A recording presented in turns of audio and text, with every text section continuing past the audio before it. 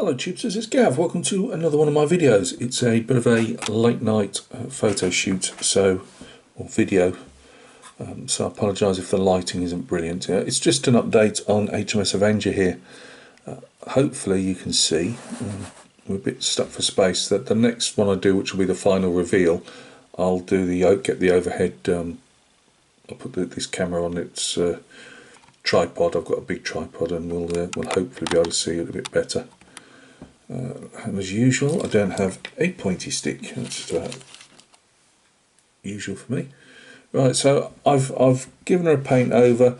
You'll be able to see I did a terrible job with the putty. As I say, this was a bit of a proof of concept for me. If I could actually scratch build a ship for myself, just to see if I could do it. There's a lot of things that I've got to learn, which is obviously getting the putty in places smoother, well, in a lot of places. That came about just because I was having to put it's got another belt of armour on it, or just where there's bits that stick out slightly, so I had to build that up with more plastic card. I just did a terrible job at the actual puttying, but again, if any of you seen these Avenger videos, I've copied the HMS Ardent, HMS Antelope from Dragon. I literally put the whole on a piece of paper and traced around. Well, it's in halves, obviously, and from that I traced it out on a piece of styrene sheet and cut a side and then another side, then shaped it. The only major thing that I haven't done myself is the funnel area here, and there's this section here. That is actually resin. It came with I brought an upgrade kit for the original Dragon Type 21, and I thought, well, I was using the photo etch and other bits and pieces for the extractor vents, whatever they are here. And I just thought, well, I'm not, just to prove a point, I'm not going to not use it. But I could have built that shape would have been fairly easy. There's a box shape there, and you just have to cut, again, tracing from the original kit. I could have made that and then got some softer sheet that I've got and moulded it round and cut me tubes and stuff, so that could have been done, but it was there in the upgrade kit, so it was a no-brainer not to use it. Obviously the helicopter is from, can we see, let's go that way, track, there we go. Helicopter is obviously kit. Ship's boat, the kit, and there's a Gemini inflatable. It's before the rigid inflatables, I believe. I think they were Geminis back in the early 80s.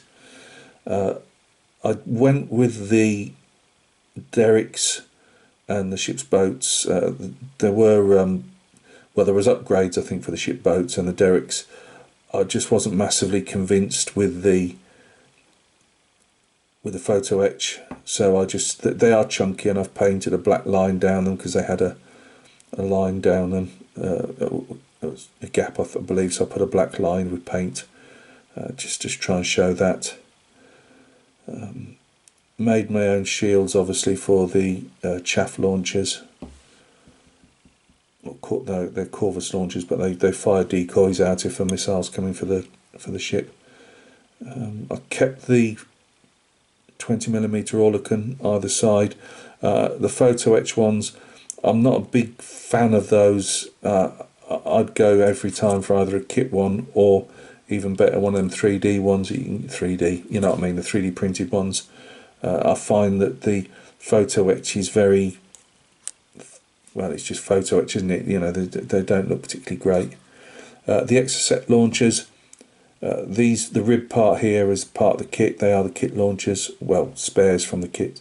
I've put these side panels on, and some front panels just to give them another 3D look, and these badly fitting little legs here, which don't really replicate what they sit on, but it's better than nothing. The gun, there we go. I didn't even realise, sorry about that. The gun turret and the barrel are kit, well, kit turret and brass barrel upgrade, and then I've just put some putty for the blast bag in the centre there. Anchor chain and anchors are part of the kit, and so's the railings, and obviously the helicopter safety railings at the back as well. And so some of these boxes are photo etched and some I've made myself. This, I don't know, this piece here came on last, I forgot to put it.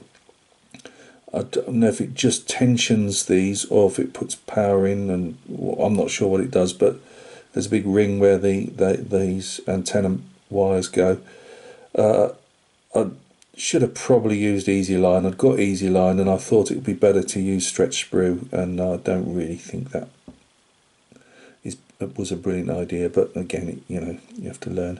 It didn't help as well that I put the antenna masts on and then came to do that afterwards, and I was having to keep going over the antenna masts, which was a bit of a nightmare. What else? Is there anything else? Obviously on the bridge and the extra wings here, they don't have these wings because you have to, if you're going to make this as a kit, I believe you'd have to make your own wing deflectors anyway. That's for the back blaster, the Exocet. I had to make my own. There's a couple of little life rings. I was surprised actually they only had the two either side. I thought they've had more than that, but that's just a piece of, again, evergreen tube that I've cut as best I could and painted it orange. Some of the inflatable life rafts that obviously they can roll out the sides in these little white containers. These were just a couple of bits of rod because I didn't have any more, and the others are on little PE, very spindly PE. Well, I'll say I'll get a better look when I've got her on the sea base. I'll quickly show you in a minute. Seacat launchers. I've didn't put the fins on the launchers. I didn't have fins in the kit, and I just thought with my cack-handedness I'll probably make some way oversized launchers. I had to put the receiver at the top there. I had to make that myself, just to make it a bit more 3D. That wasn't part of the kit. Now I'm not sure if these colours of the Seacat air-to-air missiles are dummy ones for training or not. I'm not sure if they would have been that colour. And quite often they're covered up, but again, it's just, attention to detail. Anything else? Oh, the little crew figures, as you know, I made myself. Put them in different, I painted them up in different types of uniform. Probably not all obviously right for the time. I'm trying to picture this as Avenger. She made a mad dash to join the Falklands campaign, and I think she did it in, was it a couple of weeks? I'm not sure, but she literally motored down there. So I've got some, like this guy here is part of the, if not the flight crew, he's the engineering crew, but I saw some that had green overalls or coveralls on. So I've got him there with his flash hood on and stuff, and a helmet on top. You can't really see it at the moment. But there's other guys I'd made earlier, and I painted them with black berries on and stuff, or navy blue berries, whatever. It's a bit of a mishmash, I'm afraid, but there's crew figures on there. They're like giant little jelly babies, really, but I've tried my best with them. They just add a bit of crew on there rather than just having an empty ship. There's another guy up there, again, flash hood and helmet on by the look of it. I put some white jerseys. I've got colour photographs of some of the crew down south, and they were in white jerseys with flash hoods on. So you got some guy in there who's got his flash hood and his white jersey on. And again, some of the earlier painted ones didn't have that. It wasn't till afterwards I thought, shouldn't they be wearing anti-flash gear and stuff? So that's obviously like if for fire and that, they'd normally have gloves and a hood on. But I think the crew, they're very simple. I've tried to put them in walking poses and that in places when I made them. I had a few. Let's see, get another guy here. He's got his white jumper, white flash hood on and stuff. A couple more guys in there. I didn't want to overpopulate it, but at the same time I wanted it to give it a bit of life. I've got another guy there. And then we've got the fella by the helicopter there with his flash hood on and stuff. It should have the code letters. I believe they still carry the code, although it's got no flotilla type individual pennant numbers, whatever you call them, on the vessel, because they painted them out, I believe, when they went south on all of them. But I'm sure they kept the ID. Like so for Avenger, it probably, I don't count me on this, but I think it was AV, and they would be where the tail rotor is and the white line of the helicopter. They would be either side of that. It's just to save the and it did happen a few times in the Falklands where the Lynx would go and land on the wrong frigate. Not particularly Avengers, I'm just talking Lynx in general, because I've got a book on Lynx operations from like when the Lynx helicopter came into service and when it left, and there's a big old chunk on the Falklands, and I swear there's some colour photos of that where you get the number, the ID number for the helicopter, you can see it as she's coming in, painted on the deck, and I swear they left those on there. These little satellite communications, I believe they are. I made those myself.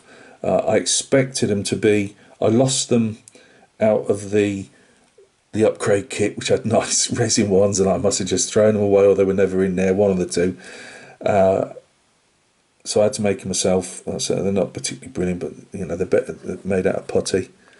I was hoping that they've got some better upgrade ones for the Type 42s. Well, not upgrade, sorry, spares for the 42 class destroyers. But they were obviously a bit too big for these. So, yeah. And that's it, really. So that's HMS Avenger. She's got to have you'll see, like at the front, I'm not convinced about this orange line around there. I thought it was black and yellow. I took it went all the way around, but that's what the instructions for the original kit showed, so I just put it on. I thought it went on front. You can see that because I've got some gloss varnish down ready to put it down. So I've got to give this a varnish over tomorrow, and then she'll be ready to stick down on the sea base, which I'll show you now. Now, I'm a bit disappointed with the sea base. As you can see, she looks like she's been somewhere in the Aegean rather than going down south. I put a gloss on her. Probably a bit lighter than I would have liked to have made. And I underpainted this as well, so I think I've probably put it. I didn't use my airbrush, and what I should have done is once I'd underpainted it with a brush, or even sprayed it with the airbrush, underpainted it, it would have given me a thicker coating over. But I needed to put a couple of coats over it, and I think I've lost some, not all, but I've lost some of the look of the sea base. I will be making the wave tops a bit more. What do they call it? Plume? I'm not sure. But I'll be doing a bit more on the wave tops when I've put Avenger in this slot here. I'll obviously have to go up to the sides with whatever I decide to put around the sides, and then I'll add a bit more of the plumes on the top of the waves or something, mate, without going over the top. I mean, she's not in a gale or anything. So that's stern end. Oh, I can't see stern end here. So yeah, I say I might darken it down, I might not, I might just leave it. As I say, it's all a trial, and this was made, I think it was scale ton scale. He'd done a couple of sea bases where he'd used a foam base, which obviously this is, and crushed up kitchen foil and stuck that down, then stuck another single layer of foil over the top, and that took a lot of the sharp edges out but gave you obviously the wave effects, and I thought that worked really well. I'm quite impressed with that. You just got to make sure that obviously the foil's all covered up, and you obviously put PVA over the foil before you put your paint on. This is just acrylic paint, so it's not particularly hard wearing, but hopefully when it's in its case, I've got two cases. I bought one for this one and one for the next build, so yeah, we'll be seeing Avenger hopefully in this. I just got to make sure I did try to make sure everything fitted, but you just know me, it's all going to go pear-shaped now, but hopefully with the base and the ship she fits in the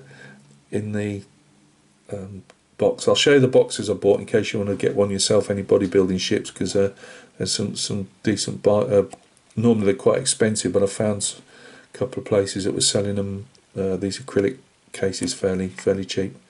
But if you go on and look at the, what is it, 1 in 72 lorries or trucks, you know, for displaying trucks, buses and that, rather than just go straight to ship ones, because then they just seem to put a label on things and it go up bloody 100%.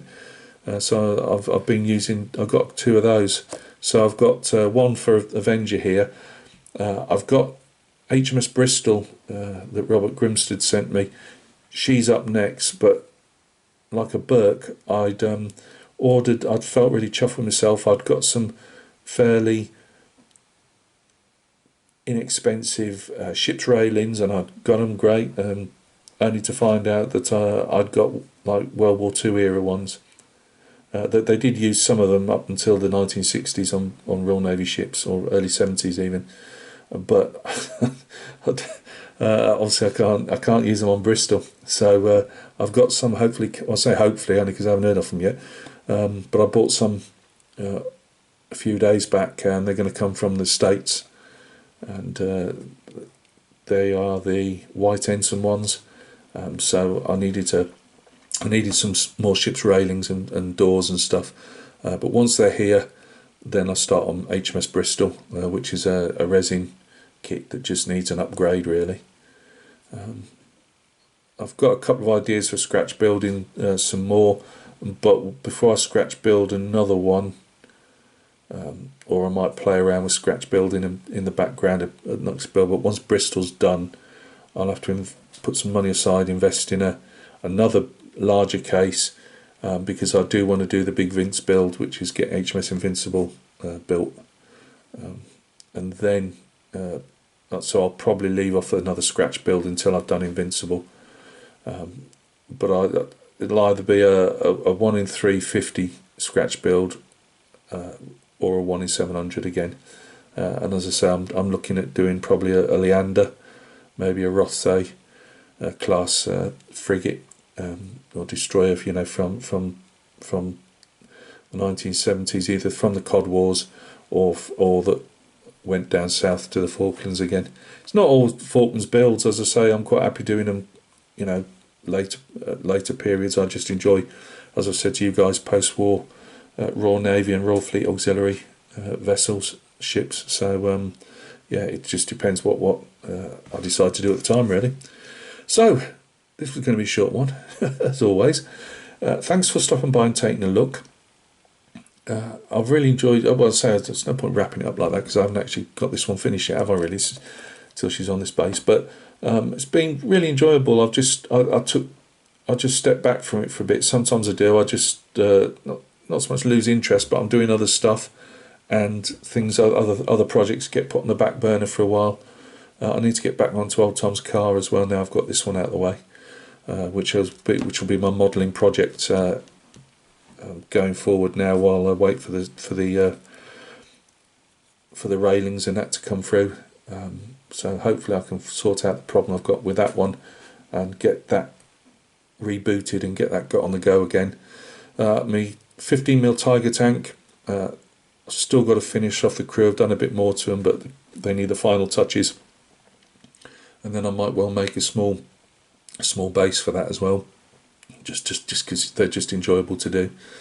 I'm still waiting for the 6mm, but I have been building. This is another trial. I've been building 6mm buildings for my Normandy 1944. project campaign. I want a war game, Normandy in 6mm, and so especially from the British, Canadian side of it, and obviously the Germans as the enemy, if you want to put it that way. If I've got enough money and time, I'll branch out to the Americans, but I'd like to do Baston. Not so much Baston, but you know, the bulge, the Americans in the bulge in the winter time. So as in our winter. So yeah, we'll sort that out. Also, Charlie Mack's got his D-Day group build. If you fancy doing a group build for the anniversary of D-Day, Charlie Mack has got a group build going on. I will be entering it. Hopefully Charlie won't mind me doing some of my 6mm, as long as they're more for the D-Day side of it. A lot of mine is for the, you know, literally day after D-Day. But I'll make sure I've got some 6mm ideas that I can use for carrying on my own campaign, and I've also got a couple of ideas for model builds as well. So thank you very much. Hope you enjoy scale model warships. I really love them. As I say, I have got some World War II ones to do. Another member of the channel, Vinny, at Gemini Scale Models. Go and check Vinny's channel out. He sent me one. Rob sent me a load. Glamorgan's going to be done fairly probably this summertime, which isn't that far away, in 1 in 700. But he also sent me the mighty Yamato in 1 in 700, and I've got the Bismarck, which I'm wondering whether to do over the winter period, that my wife and in-laws bought me, and that's got the full issue. That's got the reason I've been putting it back is because I've been getting nervous, because that's got everything. That's got wooden deck. I've never done a wooden deck before. It's got obviously full photo etch. It really has got the kit was bought separately, but I managed to get a Hunter upgrade set at a really reasonable price, and yeah, so that will get built as well. But I do really love my post-war Royal Navy warships. I've just ever since I was a kid, I've always enjoyed them. So I'm from I'm an ex-soldier. I do enjoy the Royal Navy ships and the Royal Fleet Auxiliary. So yeah, look after yourselves. I'm waffling as always, and the more I look at this under the camera, the more I don't like it. But I might try and darken it up. You never know. Anyway, look after yourselves, and we'll catch each other soon on another video.